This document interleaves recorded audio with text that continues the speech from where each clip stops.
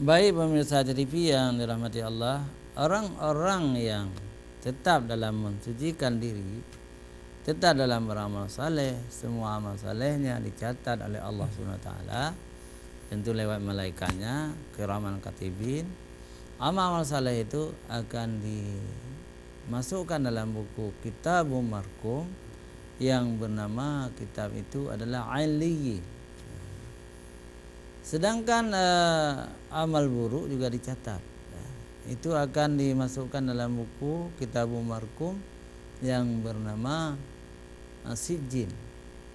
Jadi Sijjin itu tempat dicatat amal-amal buruk manusia. Hari akhirat itu dinampakkan. Kita tidak bisa berbohong, karena sudah direkam semuanya. Manusia saja sekarang mampu membuat rekaman, ada CCTV. Kalau pencuri di kota-kota misalnya di toko-toko itu sudah digunakan CCTV semua. Tentu Allah SWT lebih lengkap lagi CCTV-nya ya. Terekam semuanya sehingga manusia itu tidak dapat membantah. Jadi tidak mungkin manusia mengatakan saya tidak ya Allah, saya tidak berjudi ya Allah, saya tidak berzina ya Allah, saya tidak membunuh orang ya Allah, lalu Allah menampakkan. Jadi kita tidak bisa berbohong. Karena itu orang-orang mukmin ini selalu mengutamakan kehidupan akhirat. Kehidupan akhirat itu sangat diutamakan. Dunia bagi mereka, bagi orang-orang beriman ini sebagai tempat bercocok tanam untuk dipetik hasilnya di hari akhirat. Mereka tidak akan mengorbankan amal-amal salehnya. Inilah yang disebut dengan wal akhiratu khairu wa abqa. Sebenarnya cerita yang demikian itu telah diberikan oleh Allah Subhanahu wa taala kepada umat-umat sebelumnya. Kepada siapa? Kepada umat Nabi Ibrahim sudah diberitahukan, dan kepada umat Nabi Musa juga telah diberitahukan. Jadi wal akhiratu khairu wa abqa, inna hadza la fis suhufil ula. Dan berita ini telah diberikan dalam kitab-kitab yang dulu, telah diberitahukan oleh Allah dalam kitab-kitab yang dulu, antara lain Suhufi Ibrahim wa Musa. Jadi dalam kitab-kitab yang diturunkan kepada Nabi Ibrahim dan kitab-kitab yang diturunkan kepada Nabi Musa. Pemirsa TV yang dirahmati Allah, kalau kita berpikir dengan ayat ini, kita akan memilih akhirat. Akhirat itu disebut juga wal akhiratu khairul laka minal ula. Akhirat itu lebih utama bagimu, lebih utama bagimu. Sangat bodohlah kalau kita memilih dunia meninggalkan akhirat. Kita harus memilih akhirat nomor 1, dunia nomor 2. Mungkin Nabi ingin menambahkan atau ingin bertanya begini. Jadi seperti Ustaz uraikan tadi, ibarat kita ada istilah zaman now sekarang. Zaman sekarang. Kenapa di dunia ini, di Indonesia saja yang ada mudik lebaran. Jadi habis sebelum menjelang lebaran ada istilah mudik. Dunia yang ada di Indonesia. Juga kita ni. Jadi perbekalan kita pulang kampung kan ada pakai tas juga kita ni. Akhirat menuju dunia menuju akhirat. Jadi perbekalan kita menuju akhirat apa? Amal seperti Ustaz bilang tadi. Hampir sama dengan mudik. Perbekalan kita pulang kampung. Juga kita ni pulang ke akhirat. Amal kita yang saleh. Lebih-lebih kita ni bulan puasa ini sudah 30 kita melaksanakan perintah Allah, kita pertahankan. Kan? Jangan dikotori lagi. Itulah yang maksud ayat tadi. Yang kita bahas ayat ini dah sesuai dengan yang jadi kotor lagi. Pertahankan. Ya baik Abi. Sebenarnya. Itulah maksud itu. Mudah-mudahan semua kita akan mempertahankan nilai-nilai ubudiyah kita di dalam bulan suci Ramadan. Di dalam bulan suci Ramadan itu ada 5 hal yang perlu kita garis bawahi. Yang pertama, bulan suci Ramadan itu membuat kita manusia ini disiplin waktu. Coba bayangkan jam berapa disuruh buka. Orang menunggu waktu itu. Begitu sirene berbunyi, ya, langsung seperti langsung kita buka. Disiplin betul. Disiplin. Kemudian kita salat maghrib. Ya. Disiplin kita. Tidak berapa lama kita sudah datang lagi ke masjid untuk salat isya berjamaah. Disiplin sekali. Kemudian salat tarawih. Itu kan disiplin juga. Dan yang menarik nanti subuh, imsak. Kita sudah makan sahur, sangat disiplin. Kemudian salat subuh, disiplin. Jadi nilai kedisiplinan ini harus kita bawa ke bulan Syawal ini. Jangan habis puasa, habis disiplin kita. Ya, habis. Itulah yang kita sebut seperti yang dijaga tadi kan. Jadi imannya waktu puasa agak lumayan lah. Tapi waktu habis puasa seperti yang sering kita lihat di mana-mana. Subuh, sembahyang subuh jamaah kurang di mana saja. Jadi di mana kan setiap waktu salat fardu wajib tetap kurang. Jadi yang kita bahas itu mempertahankan. Itulah yang kekurangan bagi kita untuk umat kita ni. Ya, itu yang pertama. Ramadan mewariskan disiplin. Disiplin. Ya. Yang kedua, Ramadan mewariskan akhlak terpuji. Dalam bulan Ramadan itu kita dilarang caci maki, dengki, khianat. Dilarang sekali. Ghibah. Ngomong sama orang lain. Dalam bulan Ramadan itu dilarang kita emosional. Tidak boleh bahasa Aceh bingkeng. Gitu kan. Jadi harus kita pertahankan juga. Ini bulan Syawal ini harus kita pertahankan.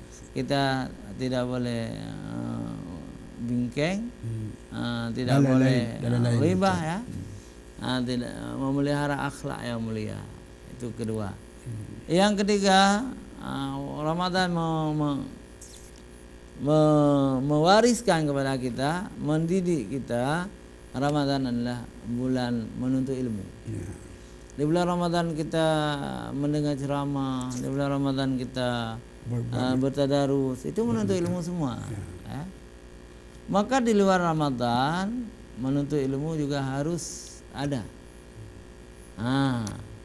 Tidak boleh sudah selesai Ramadan kita tidak boleh lagi, tidak pernah lagi menuntut ilmu, tidak pernah lagi bertadarus. Tadarus itu ya berasal dari darasa ya durusu. Belajar. Belajar. Jangan lupa kepada menuntut ilmu. Jadi semangat menuntut ilmu bulan Ramadan harus kita bawa di luar Ramadan. Yang keempat sekarang. Yang keempat, Ramadan ini ya. Ramadan ini adalah bulan mencari rezeki. Banyak sekali orang jualan buat kuih dan macam-macam untuk buka puasa ya. Jadi Ramadan itu bulan mencari rezeki, orang berdagang berbagai macam, para petani dari kebunnya ya membawa sayur-sayuran ke pasar, menjual buah timun dan sebagainya. Jadi di luar bulan Ramadan hendaknya kita juga kerja keras mencari rezeki seperti bulan Ramadan. Dan yang paling penting juga kita ingat yang kelima adalah bulan Ramadan ini bulan al-jud, murah tangan. Jadi bulan Ramadan orang memberi sedekah, bulan Ramadan orang mengeluarkan zakat, bulan Ramadan Allah manusia ini bulan Ramadan berinfak ya. Jadi di luar bulan Ramadan semangat membantu, semangat memberi rezeki, menolong fakir miskin, itu juga harus dihidupkan. Jangan hanya bulan Ramadan murah tangan al-jud, tapi di luar Ramadan menjadi orang kikir, itu tidak boleh. Jadi 5 semangat Ramadan harus kita lakukan terus menerus. Inilah baru kita termasuk orang-orang yang orang beruntung mendapat kemenangan. Ya, ini sangat penting pemirsa jadi pihak yang dirahmati Allah ya. Mungkin ada ingin mencet. Kita belum lihat SMS. Kadang Abi mau bertanya satu pertanyaan, silakan. Ustaz begini, ada istilah bukan zaman now berarti. Jadi begini Ustaz. Ada kalimat atau bahasa sekarang seperti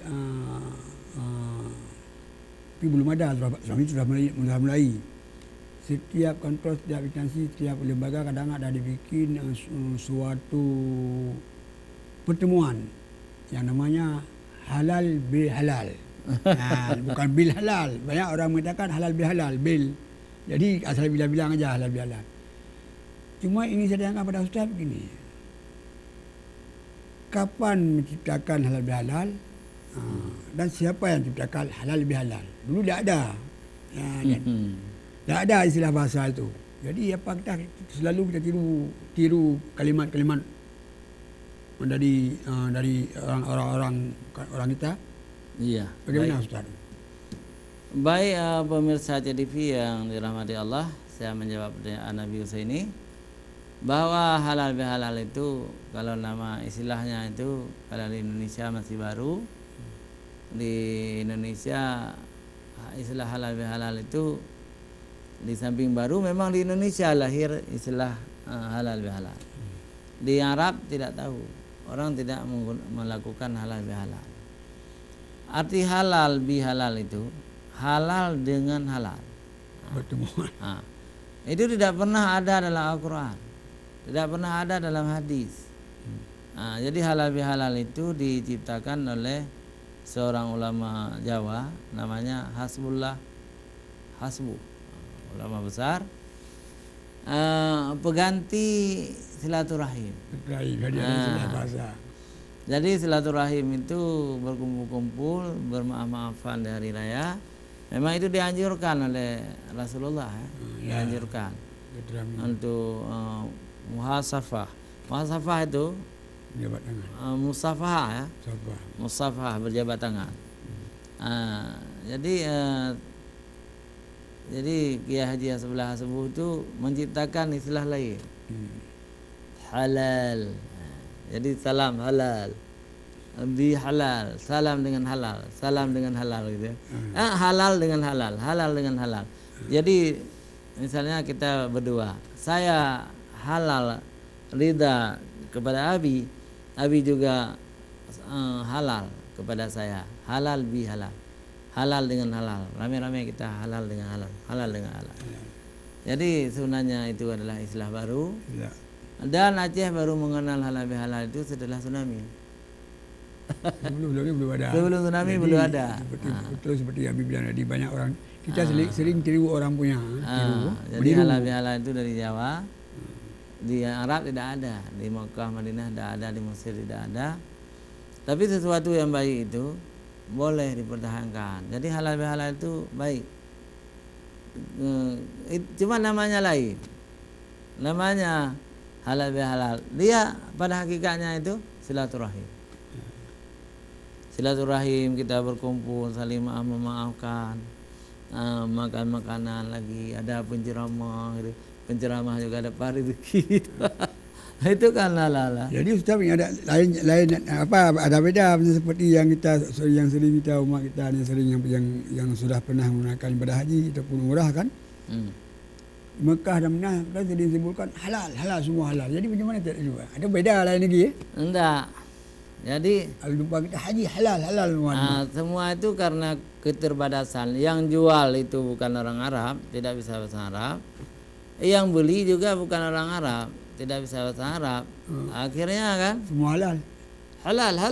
Jadi mereka tidak tahu, kita tidak tahu. Ya? Kenapa semua halal? Orang Arab tidak pernah jadi buruh penjual barang-barang di pasar, nggak ada. Paling-paling 1-2 itu di toko emas gitu ya. Emas. Jadi yang jual-jual itu adalah orang India, orang Pakistan, Afghanistan. Satu-satu ada orang Patani. Orang Patani karena negerinya dijajah oleh Thailand, orang Islam Patani dari ke Makkah, Madinah, mereka diberi modal oleh pemerintah Arab Saudi. Pelayan-pelayan toko semua mereka itu, tapi mereka lahir di sana sekarang sudah mirip-mirip orang Arab juga. Ya. Jadi akhirnya kita sering disebut ya Hajj, padahal kita belum naik haji. Jadi semua dipanggil haji, ya. Kadang-kadang yang laki-laki disebut Muhammad disebut, itu kan nama Rasulullah. Ya. Kenapa untuk kita yang laki-laki disebut Muhammad semuanya, ya? Muhammad. Yang perempuan mereka menyebut Siti Fatimah gitu kan, anak Rasulullah gitu kan. Karena keterbatasan mereka berbahasa Arab. Juga keterbatasan kita jamaah ajam ini, jamaah ajam juga tidak bisa bahasa Arab, ya. Maka ketika terjadi jual beli dengan isyarat, artinya 200 boleh, 2 rial boleh, ya, halal. Jadi semua halal, halal semua. Tapi dengan yang mampu bahasa Arab, ya, itu tidak diucapkan seperti itu. Ya. Jadi begitulah suasana di tanah suci. Ya. Pemirsa TV yang dimuliakan Allah. Sebab mungkin ada orang SMS.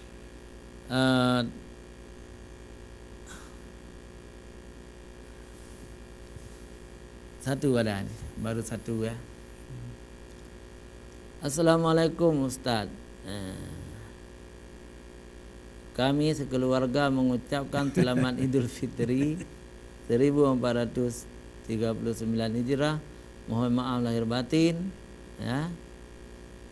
Dan saya ingin bertanya Ustaz, apa hukumnya kalau kita tidak bermaaf-maafan dengan perempuan yang bukan mahram? Wassalam, Tuku Bakhtiar. Tuku Bakhtiar nih. Begini Tuku Bakhtiar, salam-salaman dengan yang bukan mahram memang ada hadis yang melarangnya.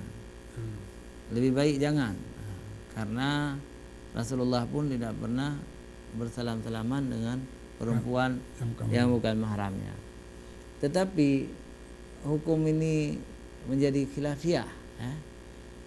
Ulama-ulama mazhab Syafi'i, ya, ulama-ulama di Aceh yang ulama-ulama alim terkenal, ya, semua bersalaman dengan perempuan siapa saja. Dengan muridnya bersalaman, tidak berdosa, dibolehkan, ya. Jadi ada dulu Profesor Ali Hashimi, ada Profesor Hasbi Asidiki, ada Buya Mudawali, ya, ada Abu Krungkali, ulama-ulama besar, ya. Ada juga Hamka itu, ulama besar Indonesia, semua membolehkan berjabat tangan dengan perempuan siapa saja. Memang ada hadis, tapi hadis itu bukan hadis hukum, ya. Bukan hadisnya tidak boleh. Jadi Rasulullah dalam bai'an mereka masuk Islam, Rasulullah untuk perempuan itu tidak berjabat tangan. Memang betul. Kita boleh memilih mau berjabat tangan, juga ada pedoman dibolehkan. Tidak mau berjabat tangan juga boleh. Mungkin saja lebih baik, ya. Mungkin saja lebih baik. Tetapi di dalam adat istiadat Aceh justru kurang baik. Jadi marah keluarga kita, anak pakcik kita, anak makcik kita kalau kita sombong tidak mau bersalaman. Mungkin dikenang tenak dari makcik. Jadi masalah bersalaman itu kalaupun dosa, itu dosa kecil, ya. Karena ada ulama yang berpendapat boleh. Boleh bersalaman. Kalau mau tidak bersalaman buat tangan aja begini. Tapi masalahnya tangan begini ini katanya bukan dari agama Islam. Ini dari agama Hindu. Kita tidak boleh ikut-ikutan. Jadi di Facebook kalau kita bersalaman begini tangan kita. Ada yang itu. Ada foto. Tidak tahu, tidak ngerti. Ini dari agama Hindu. Dari agama Islam tidak boleh kita ikut-ikutan begitu. pura-pura Abi ini perempuan. Ya. Salam coba. Ini tidak bagus. Ya, sering kan ini. Itu mirip agama lain. Mungkin tidak tahu. Mungkin Ustaz dah. Ya kalau sudah tahu jangan ikut-ikutan. Ya, bukan. Kalau belum tahu tidak ada usaha. Tapi kalau sudah tahu gimana? Itu hampir semua hari raya begitu. Tidak tahu kata. Tidak Oh, tahu mungkin. Bukan sengaja Itulah. dibikin, tidak tahu. Iya. Jadi begini Ustaz, ini ada hubungan dengan silaturahmi kan. Kebanyakan, ini bukan kebanyakan, jadi sering saya lihat ya. Setiap kena komplek antara rumah ke rumah, jarang bertemu beramah-tamah antara rumah si sebelah itu jarang tengok. Tapi kenapa Ustaz? Itu pengaruh setan. Jadi setan mulai malam hari raya itu menggoda hati manusia. Jadi manusia itu digoda hatinya, disesatkan otaknya, pikirannya, supaya tidak bersilaturahim dengan tetangga. Padahal di dalam agama justru tetangga dulu Ya betul. harus kita datangi. Dan siapa yang lebih wajib? Yang lebih wajib itu adalah yang muda. Yang muda pergi ke yang tua. Bukan sebaliknya. Yang tua pergi ke muda. Misalnya Abi di komplek Abi itu Abi yang tua. Tetangganya muda. Orang-orang muda itu wajib ke rumah Abi. Itu umpama. Tapi setan tadi malam sudah menggodanya untuk itu orang miskin tuh tetangga saya nggak mau datang, nggak mau memuliakan orang miskin. Dan kalau orang miskin datang ke rumah dia juga dia enggan melayani, tidak melayani dengan ramah tamah. Itu sudah masuk setan. Banyak hal seperti itu terjadi di mana-mana. Jadi di mana-mana itulah orang ngerti apa yang masukkan dengan hari raya, dah tahu mengerti. Jadi kenapa Ustaz itu memang hampir semua begitu kan, saya tengok kan. Tak usah kita bilang ini yang memang ada tahu kita bilang kenapa Ustaz itu. Sudah saya katakan tadi, masuk setan tadi malam. Malam hari raya setan masuk untuk memutuskan silaturahim antara tetangga dengan tetangga. Karena silaturahim itu diperintahkan oleh Allah SWT. Setan menggoda, membelok pikiran manusia. Di dalam satu hadis sahih ya, man kana yu'minu billahi wal yawmil akhir fal yukrim jarrah. Barang siapa beriman kepada Allah dan hari akhirat, maka hendaklah memuliakan tetangganya. Tetangga itu harus dimuliakan. Maka sebenarnya ukurannya tidak di hari H itu. Ukurannya tidak di hari H. Hari H itu hari raya. Ya. Tapi ukurannya berbulan-bulan sebelumnya. Kadang-kadang kita pun sudah digoda oleh setan. Kita termasuk misalnya orang berada sedikit. Orang berada sedikit di segi rezeki kita banyak. Tapi kita tidak pernah membantu tetangga yang miskin. Tidak pernah membantu tetangga yang miskin. Seharusnya kita kasih setruk merah bulan Ramadan. Kita kasih kurma. Bulan Ramadan kita kasih gula ya. Akhirnya orang yang pernah kita kasih itu di hari raya itu akan datang ke rumah memuliakan kita. Tetapi kalau kita terlalu kikir, kita ini orang kaya, tidak pernah kita bantu orang miskin, maka orang miskin itu pun digoda oleh setan untuk tidak mau datang ke rumah orang kaya. Jadi value di sini, nilai-nilai di sini adalah nilai-nilai ukhuwah Islamiyah yang bukan hanya tercipta di hari raya, tetapi ukhuwah Islamiyah itu sudah tercipta sebelumnya, berhari-hari, berbulan-bulan sebelum hari raya. Dan kalau ukhuwah itu ada, saya yakin insya Allah tetangga itu akan datang ke rumah. Tapi kalau ukhuwah itu tidak pernah terjadi, jangan harap orang miskin datang ke rumah kita di hari raya. Atau sebaliknya. Sebaliknya, orang kaya pun tidak akan datang ke rumah kita. Walaupun kita lebih tua. Akhirnya ya seperti apa? Tidak ada hubungan sama sekali. Jadi Astagfirullahaladzim. semua itu harus kita evaluasi kembali. 2 bulan lagi akan ada hari raya lagi. Itulah Hari yang, raya. yang sedih kita lihat di dalam masyarakat. Itulah yang seperti kita uraikan pada hari ini kan. Cuma yang kedua begini Ustaz. Ada istilah bahasa lain kadang. Sebentar Bi ya. Pemirsa jangan kemana-mana, kita kembali setelah jeda iklan berikut.